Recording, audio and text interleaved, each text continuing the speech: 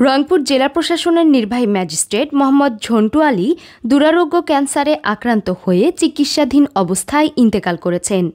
শুক্রবার দিবাগত রাত 12:15টায় ভারতের হায়দ্রাবাদের এআইজি হাসপাতালে চিকিৎসাধীন অবস্থায় তার মৃত্যু হয়। নির্বাহী ম্যাজিস্ট্রেট মোহাম্মদ ঝন্টু আলীর মৃত্যুতে রংপুর জেলা প্রশাসন সহ বিভিন্ন মহলে শোকের ছায়া নেমে এসেছে।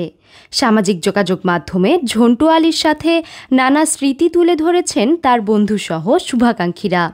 জানা যায়, কুষ্টিয়া জেলার বাসিন্দা ঝন্টু আলী ঢাকা বিশ্ববিদ্যালয়ের বায়োকেমিস্ট্রি বিভাগের ছাত্র ছিলেন। তার চাকুরি জীবন শুরু হয় বাংলাদেশ এক্সপোর্ট প্রসেসিং জোন অথরিটিতে যোগদানের মধ্য দিয়ে। এরপর তিনি 40তম বিসিএসএ পুলিশ ক্যাডারে উত্তীর্ণ হয়ে এএসপি পদে চাকুরিতে যোগদান করেন। 41 বিসিএসে তিনি প্রশাসন ক্যাডারে উত্তীর্ণ হয়ে রংপুর জেলা প্রশাসকের কার্যালয়ে চাকুরিরত ছিলেন।